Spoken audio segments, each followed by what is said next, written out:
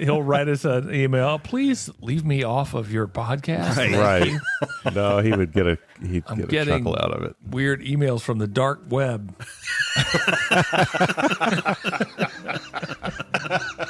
At darkweb.com. At darkweb.com,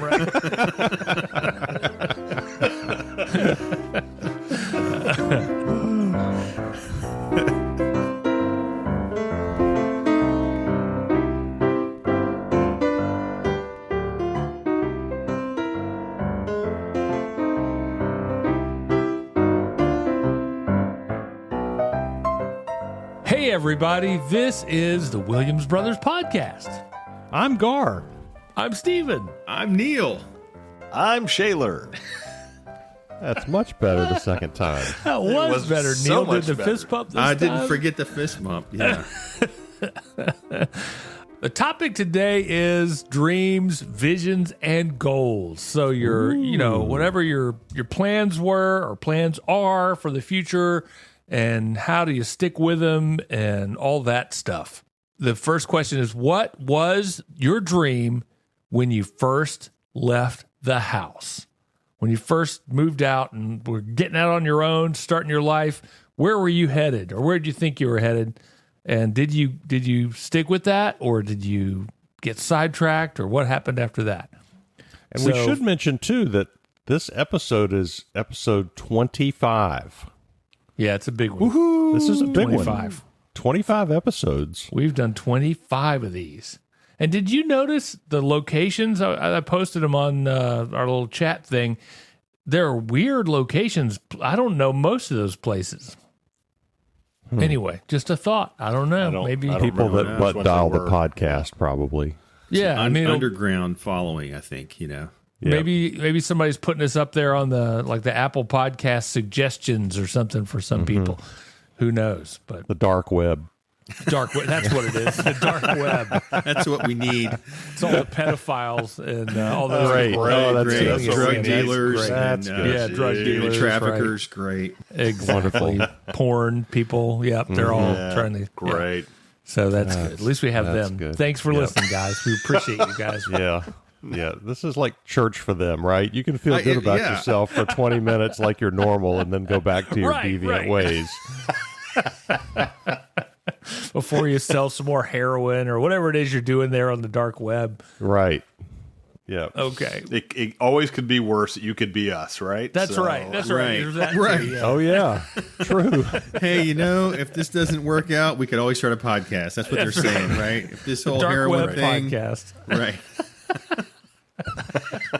Hey, if they everybody check to make sure you're recording, and everybody make sure you got the right mic on. I am recording, and it looks like the right mic is on. So It would be bad if we had to re-record all this. I know. you What if we had to start over? That would just stink. Can That'd you be imagine? terrible. We're like polished. 17 minutes in and have to just stop. Yeah, and if you start did never- over. 17 whole minutes, man. Way too professional for that. No, we wouldn't do that. Not me. Our producer would stop us, tell us. So. That's right. We got to come up with a name for our producer that we could call. We could be like, "What, Fred? What'd you say?" Oh, okay, Fred. We'll hurry up. We're running out of time. We've got a hard. Who would be We've got that? a hard break. Who from our past on Isle of Hope that we knew? Dickie. It could be I Dickie. thought about Dickie. That's a Could be good Jody. name, too, for a, yeah. Dickie's a good, yeah. Jody. There's maybe. Wayne, there's Jody. Wayne would be good. I could see Wayne doing that. He would Actually, yeah. would have been Yeah. a good producer. Yeah. Wayne Mason was his Air name. air Yes. name. Air name, Radio right? name. Yeah. Yeah. That's good. Okay. Wayne. Wayne Mason's our producer. That's good. We need to add him to the credits. Right. Yeah, we can do that. Just it drag him updated. into it. He'll write us an email. Please leave me off of your podcast. Right. Right. No, he would get a getting- chuckle out of it. Weird emails from the dark web.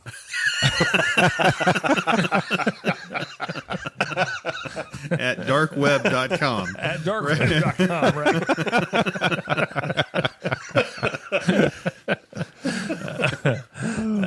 That's funny because I have no clue. Like, where do you find the dark web? What is it? I mean, you hear about it all the time, but don't know. We're kind of fans. Don't want to make you guys mad. Whoever, That's right. whoever- We're big not fans sure how from to find afar. We're like big fans from afar, Yeah, right? not close Right. fans. Yeah. Yeah. Not really interested in participating. No, but no, no. Please Don't even no. know how to find you, so it's Yeah, okay. if there is Don't such worry. a thing as a dark web, even. Right, It is supposed exactly. to be there, but Yeah. yeah, we don't. It's like Kinda the like the mob. deep- It's the the same deep thing as the state, mob. right? You don't Yeah. really I don't know. know. yeah, it's if like there a is such a seedy thing. underbelly. Yeah, Yeah, or Putin. Hey, he's okay, I suppose. We don't want to make him mad either. Right. Just to I'm cover he's the still bases. alive. Right. Just cover the Clintons. if there is a Cosa Nostra, we don't, whatever that. We Right. don't think that it still exists. I think it's gone completely. So, and we have no problem with it. So. Yeah, I never believed in it anyway. No, It was I fake didn't. news. So That's right. Exactly. Back to the topic. Topic is your vision, your dream, your goal. And so, what was your dream when you left the house? Mine was I wanted to be the next Rick Dees. I thought I was going to be the next big morning DJ out there on the radio. And I did nights, which was fun. It's a lot like doing mornings. And then I got into doing mornings, so I got to do mornings in Meridian, Mississippi. I mean, come on. And then That's almost L.A. right, and then Saginaw, Michigan, and then from Saginaw, my morning partner and I started putting out tapes and trying to get a job somewhere else, and we came real close at a few places, but never actually sealed the deal. So that vision kind of fell off at around 30 years old or so. I decided, okay, I'm not doing that. I'm going to pivot from here. And I think the problem was I didn't have the focus.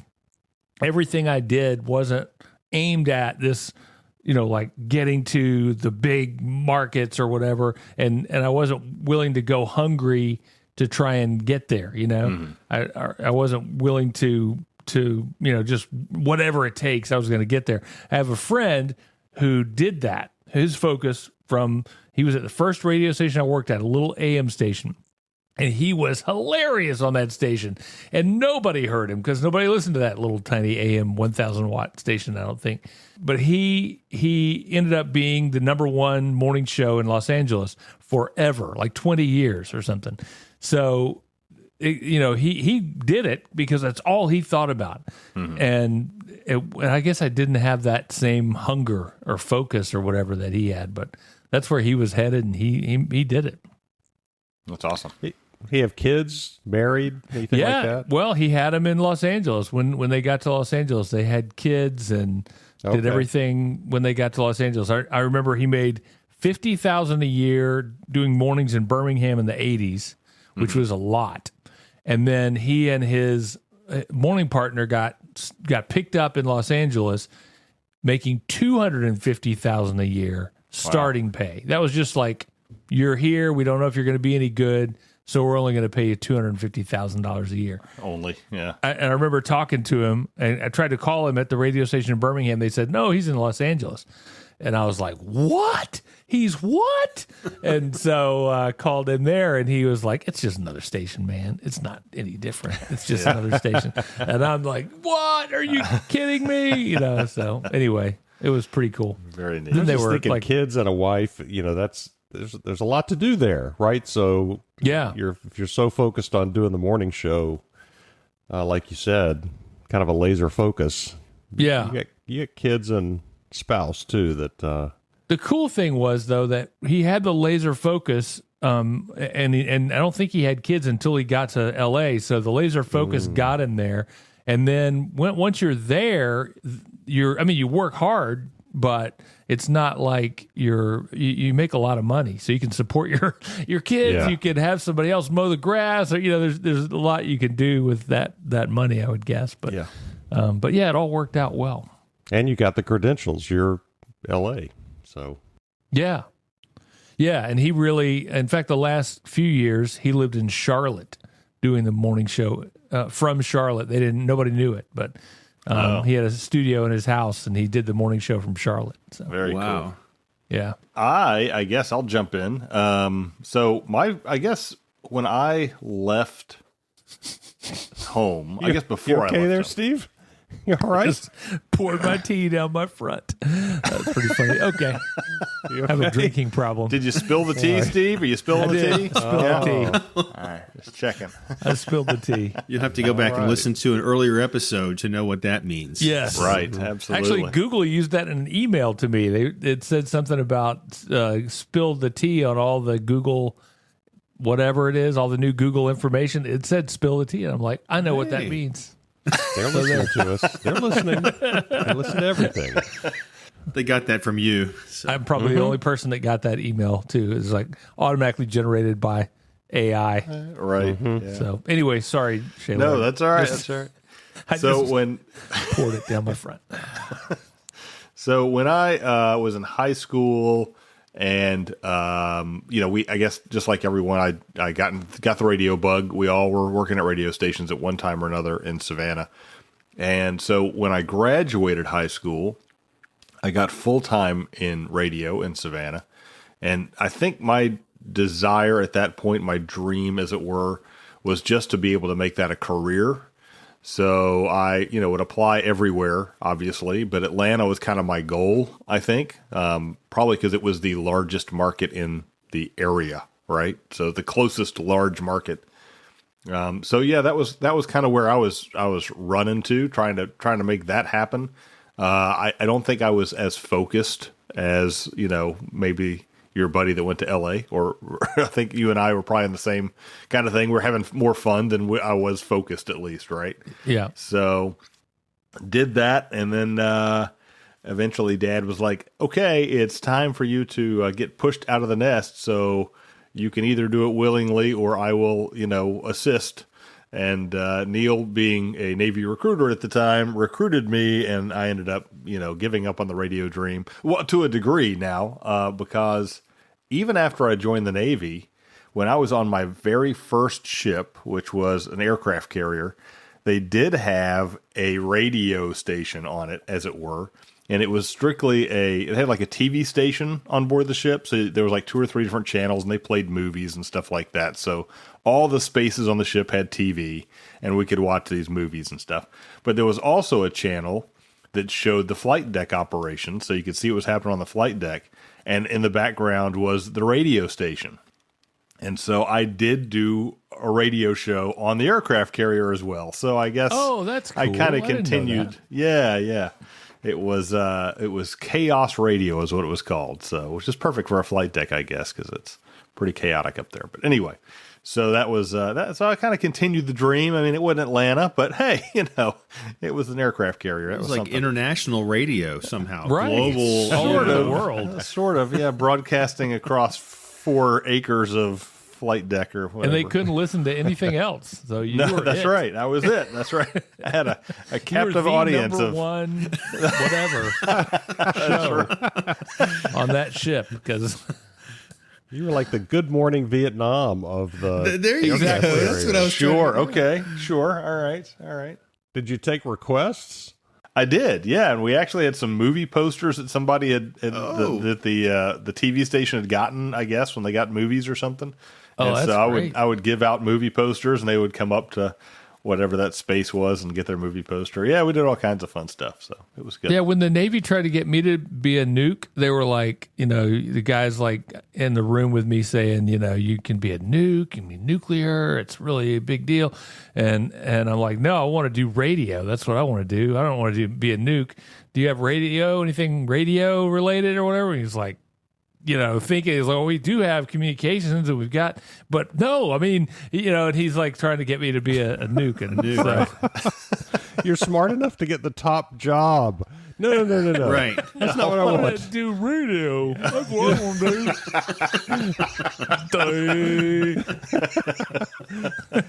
That's like the final screening right there. Is they Right. seem to be smart enough on the test, but Yeah, all right. he doesn't have walking around sense, so we don't want to hire him.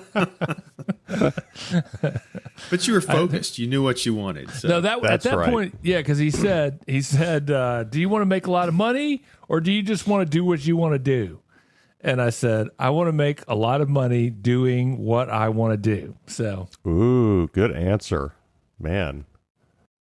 So keeping with the Navy theme, I guess, when I left home, I wanted to be a naval officer. And I think that came from, Dad was in the Navy for like 4 years. And so he, so Sorry. But Shaler's screen is frozen. Can someone screenshot that?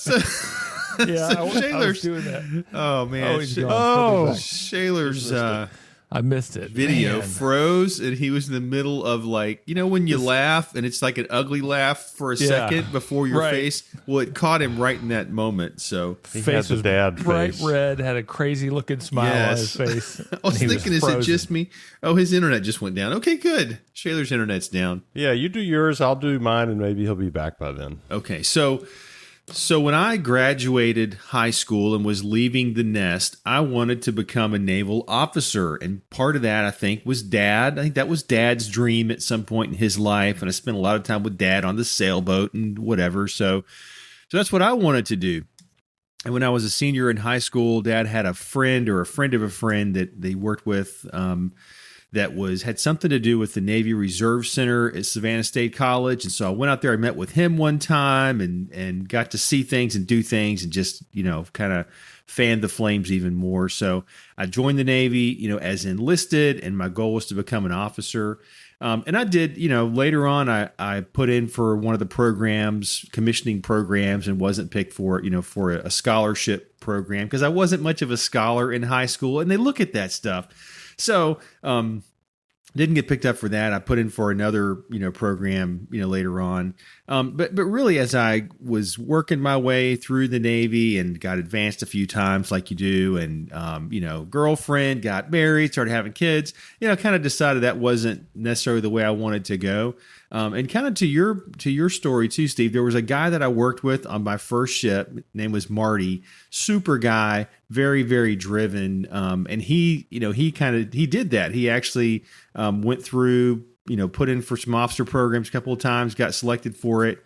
He was Sailor of the Year when I knew him, and just really a stellar guy and a guy who gets things done and more motivated than me. And he went on and met that goal, got commissioned, was an officer, and then retired not too long ago. So I think it was just a drive thing in a lot of ways, to where if I had been that focused and driven and that's all I wanted, then I could have done it. But things change, right? You live life, you kind of see what things are and what the vision is that you thought you had, and then you see what it is. And maybe that's not quite, what I really want to do. So Getting out of the house, my vision was to be a journalist.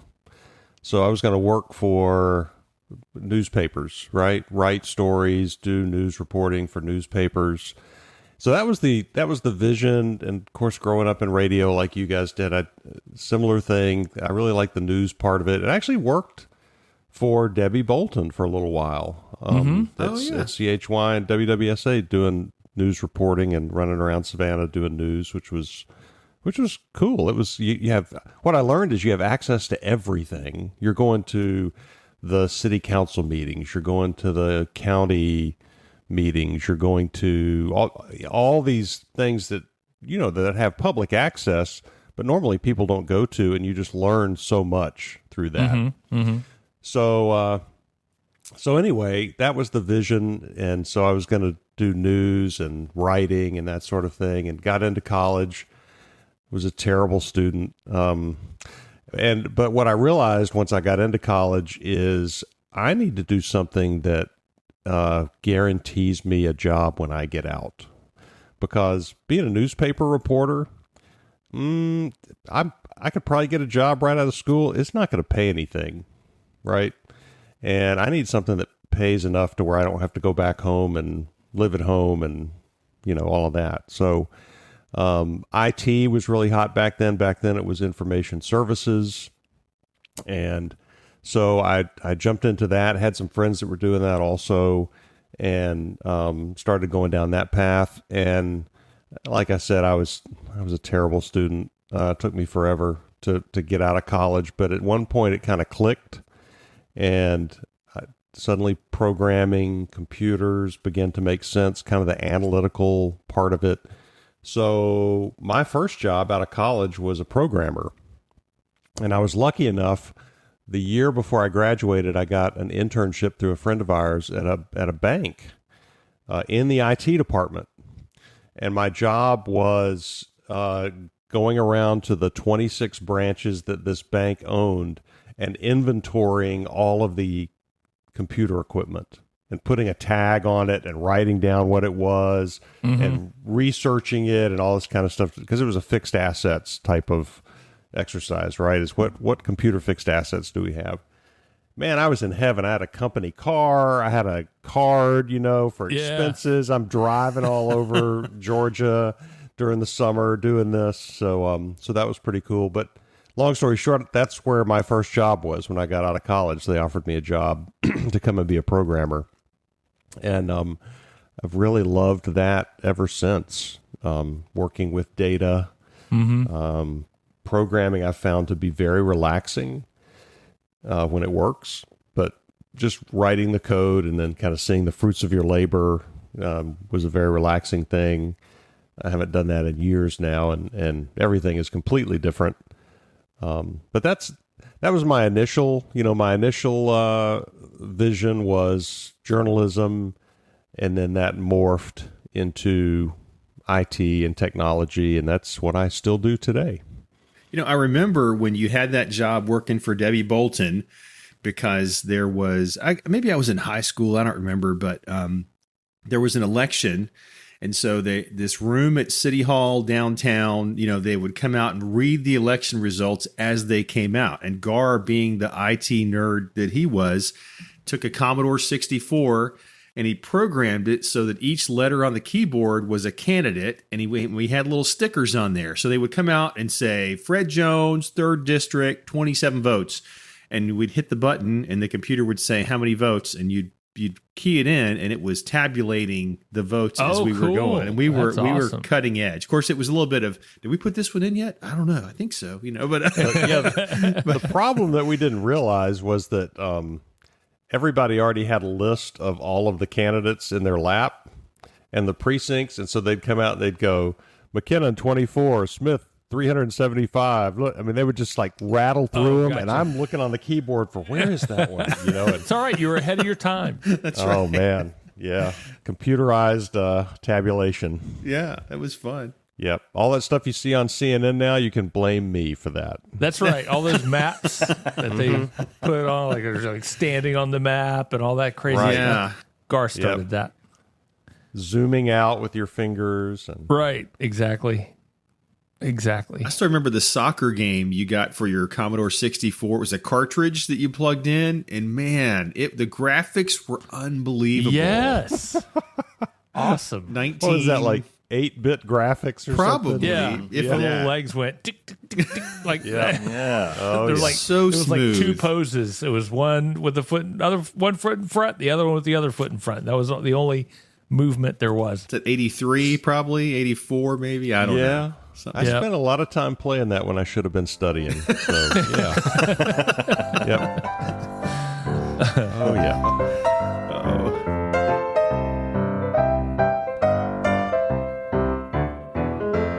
So Gar stayed with his vision pretty much. Sort of the whole way through, although I think you've morphed it a little bit here and there, but pretty much on the same track. I did not. I went back to Savannah, was doing afternoons, and I was a assistant program director at a station there, and they had an opening for the first promotion director of an entire 6-station group.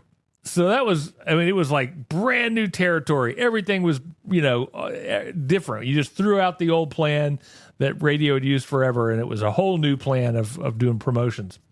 So I got to be the promotion director there. And then from there, I was like, this is a good place to be because radio air talent are going to get fewer and far between. So I thought, this will be better for me. So I started to think like Gar at that point. I was like, what can I do that'll have a job? There'll be a job there for me. So I thought, that's great. I'll do that. And then it morphed again to software, because the station I was working at, which I'd worked at for like 6 years, ended up going on a network. So they basically let all the local people go and they went on a network. And so when they did that, I didn't have a job. So I was looking for a job, trying to find one. I just backed into this software job, this little tiny company that had 3 people working at it at the time, 2 owners and 1 employee.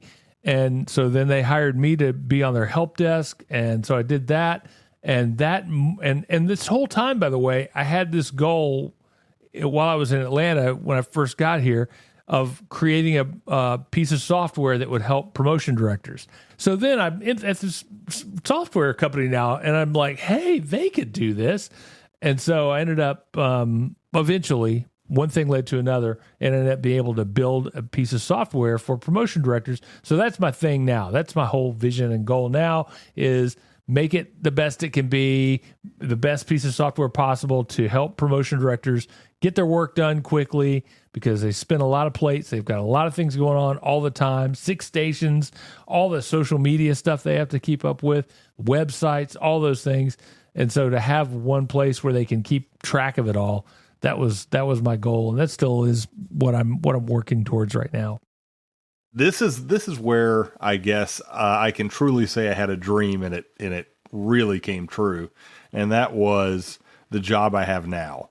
Because when I got back from overseas, my last time, I decided I want to fly drones for a living, which is almost a joke in the drone industry because everybody wants to do that. Everybody's out doing pictures of rooftops and, insurance claims and all this stuff. And there's a million drone pilots out there and they're all scraping by.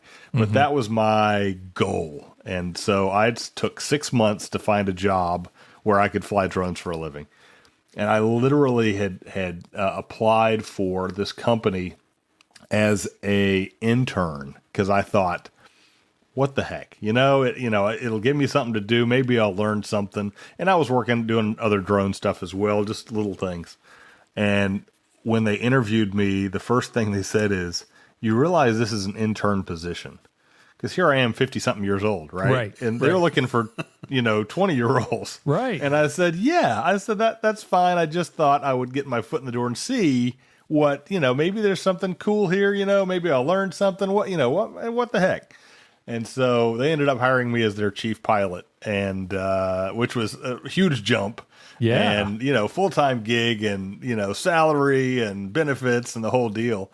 And so I think that was where I can truly say that I had a firm dream that I wanted to do something, and it, came to fruition. Yeah, that's cool. I think the fact that you had the curiosity and the willingness to do an internship, at your age and just, I just want to try this and see what it's like. Yeah. That probably had a lot to do with how you became chief pilot. Maybe, yeah. They never hired me as an intern. They just went straight to the chief pilot. Oh, is that right? They never hired you at all. Oh, that's amazing. That's so cool. Yeah, most of the people there got hired as interns, just about all of them. There's only, a couple that were not. And I think I was the 3rd person to be hired as a full-time employee rather than an intern. So, but yeah, it's very cool. Having a great time with it still. That's super cool. And it's a great CIA cover too. You just, right? You all tell your people that's what you activities. do. And yeah. Don't know what you're talking about. They're so enamored by the whole drone thing that they never possibly think it could be anything else. Right. So that's good. Right. When you're programming those drones to go in, to, urban warfare situations and scope out buildings before the SEALs move in, that's okay. Sorry, I've said too much. No, we're looking for oil wells. Yeah, that's it. We're going up to Canada. Right. Just gonna fly around a little bit. Just realtors. We just work for realtors. That's all we're doing is realty posts. Right. Yeah. Surveying some land. That's all I know. Yeah, I think you were slightly overqualified for the intern role, it sounds like. I was. Based on your previous experience. But it got him in the door. Had he been looking for chief pilot, the standards would have been a lot higher. They would have been like, I don't know. That's pretty brilliant, actually, because you'd have been going up against like retired Navy pilots and stuff that, I want to be a drone pilot. So that's hilarious. Yeah, I was Top Gun 3 times. Right. I got a call sign. Do you have a call sign? Do you have a call sign, Shay? No, I don't. Chief, I guess is Chief? pretty much. Okay. Yeah. Okay. Oh, that's good. Chief is good.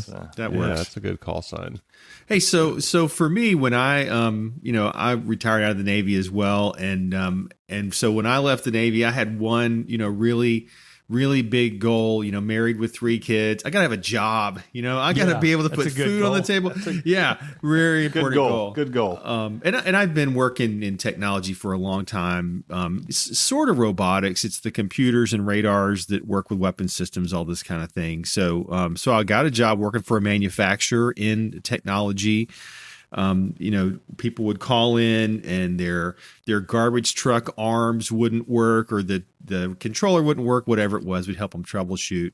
And I had an interesting career transition at that time. The head of HR stopped me in the hallway one day and said, "Hey, have you thought about this HR manager job that we've got open?" And of course I was like, "No, I'm not, never worked in HR, don't know anything about it." But as it turns out, I'd been a recruiter before. I'd been an instructor. I knew the company. And so she knew what she needed for the role, and she recruited me into human resources. And then probably a month or 2 later, she, retired, left the company, went somewhere else, and another HR VP came in. And she was great. She was like a mentor to me. And at that time, I really got a vision, from just, I got to have a job. I really got a vision for sort of, I'd like to make this HR thing a career and move ahead. And I thought it was cool because in technology, you've got computers and you got programs and you got stuff. Well, with, working with people, it's a whole different thing. It's a whole different, world of trying to figure things out. And the impact you can have is huge too. People have issues and people have things they want to get done at all different levels. And so this HR leader that I worked for gave me a lot of access and shared a lot of her experience and the things that, she had learned and I should be thinking about.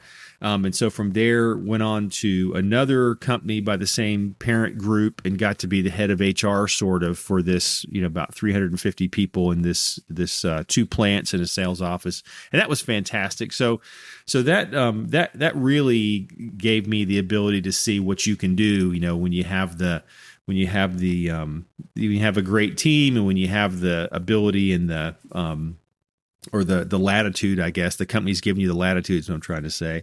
Mm-hmm. So really enjoyed that. And that's what, HR director is kind of what I'm doing now, kind of looking at different things at the moment. But yeah, that's kind of what I've really enjoyed is learning more about the people side of things, people side of business, and how to help people, do a better job at the things that they do. And so I think this is where I'm gonna keep doing. Awesome. You're good. You're a good people person, I think. Yes, you are. Why, thank you. Thank you You so seem much. like out of the 4 of us, you'd be the best people person, I think. You think so? Yeah, I do. I'm surprised to hear that, actually. But, No, you definitely are. Kind of a natural edit. Yep. that's because when you're a middle child, you're kind of born into it anyway. That's what I figured out. True. It's sort of like, That's true, but I didn't really get that. But you definitely did. I don't know. You got the storyteller thing down much better, I think. True. That's right. That's right. I think my vision or whatever kind of morphed over time. So I was working for a company doing the IT thing, and we had these consultants come in and start doing this work. And I was looking at the work that they did and how they worked and, talked to some of them about how they worked and the company and that kind of thing. And consulting became very interesting to the point where I thought, my next job, I'm see if I can get a consulting role. And that's exactly what happened. Job ended, got a consulting gig, and have really enjoyed that because it's the same type of work. It's very tends to be very project based, so there's a beginning and an end. It doesn't just kind of last forever. You learn a lot about all different industries because you drop into an industry for 8 weeks or 10 weeks, and they need some work done, and you have to learn about that industry and come up to speed on what's important in the restaurant industry, what's important in the publishing industry, what's important in the theme park industry, whatever it is. So I morphed into that and did consulting for a long time. There was a 3-year stint where I jumped out of consulting and went back into industry and worked for a utility company, which Mom and Dad were super happy about because consulting's not a real job. Right. And Gotta be a safe, big company. You can, That's right. Yeah, but I really did miss consulting, and so back into consulting now. So still doing the IT thing, still very much into the technology side, but enjoy very much the consulting side of it as well. So one thing I didn't mention, I was sitting there talking about my jobs, and I may cut this in, is I did have a dream to own my own business, which I did do. So that was Yes, another you one. And did. for some reason, it completely escaped me when I was talking about what I was trying to remember what jobs I'd had. I owned a company for 7 years and forgotten about it. How bad is that? It tells us something about I know. Your whole journey has been so random. Like the things you've done, it's just, Navy, then the manufacturing company, then Had your own business. Own your own business, a shower door business. What? Yeah. I mean, I remember hearing that. I was like, well, what does he know about shower doors? Where's that coming from? Thinking, how many shower doors do you have to sell to, how does that work? Right. And Did then, okay. It did all right. Yeah. No, you did. Yeah. I mean, that's the thing. Everything you've done all right. But it's just Random. it's fun. The random Yeah. variety of your Honestly, life I is think awesome. I think that I wouldn't trade it for anything in the world because it's fun to try something really out of your comfort zone, And I figure when I got the shower door company, the logic was, and Mina and I had talked about this. I'd just come back from overseas doing Navy Reserve stuff again, and this was 2013. So I was 43 years old at that point, and I said, this is my chance. If I wait any longer, I'm going to be too old, and I'm not going to want to absorb that risk of, buying a business. And so Right. that was, I think, the reason we did it, because we knew if we wanted to buy a business and own a business, we had to do it before we got to a point where financially, if something went wrong, it was going to really crush us, Oh, right. And so that was the whole logic behind it. It was fun. It was a great time. 7 years, 7 years in, it was a good time to get rid of it. I was getting deployed overseas anyway, so it Yeah. was perfect timing. Perfect timing. I got a great Shaler story. So we were having some kind of a celebration for one of my kids here. They had graduated high school or college or something.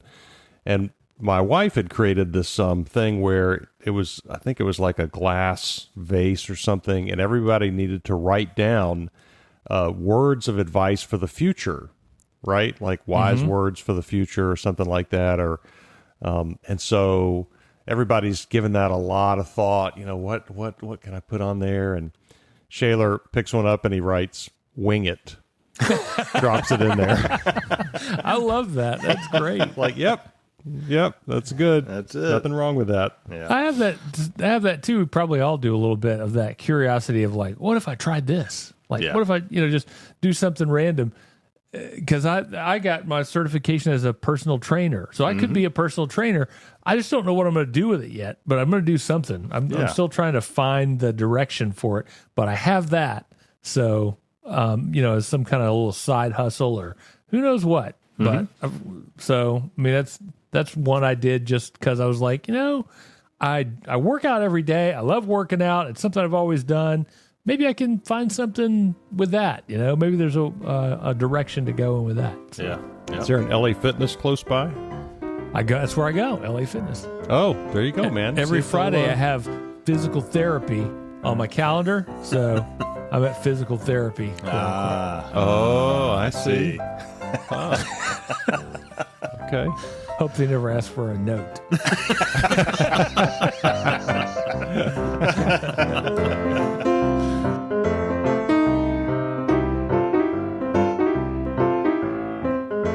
The Williams Brothers Podcast is made possible by a grant from the Saunce Group.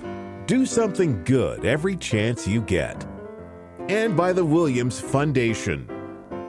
The theme song is 5 Card Shuffle by Kevin MacLeod.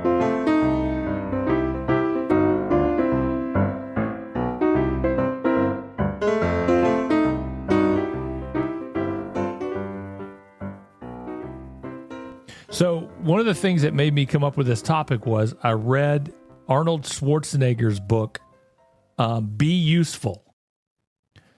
And in his book, he talks about how when he was a child in Austria, it was at the end of, his dad fought as a Nazi in World War II.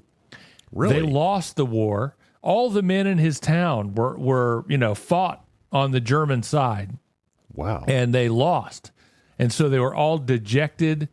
They felt like losers, basically, a lot of them. And Losers. so They felt like losers. they were walking around. They were drinking the schnapps, drinking the We're beer. just a bunch of losers. Losers, girly man.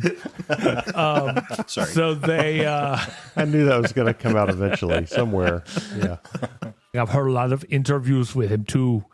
He's like, people call me Forrest Gump because I have met 7 presidents or something like that. I don't know, 7, but everyone since Nixon. Who doesn't want to meet Arnold, though, right? Yeah. Yeah, really. Oh, For that'd sure. be great. Yeah. I actually emailed him and asked him to be on the podcast, but he didn't call in. So No. Okay.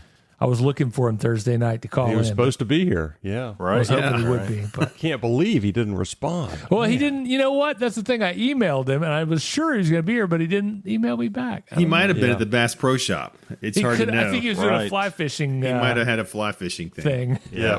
Henry Winkler didn't come through, so We should take a tip from that guy at Bass Pro Shops. And at the end of every show, we should tell who's going to be, like who our guest is on the next show. But all we really mean is who we're going to email. And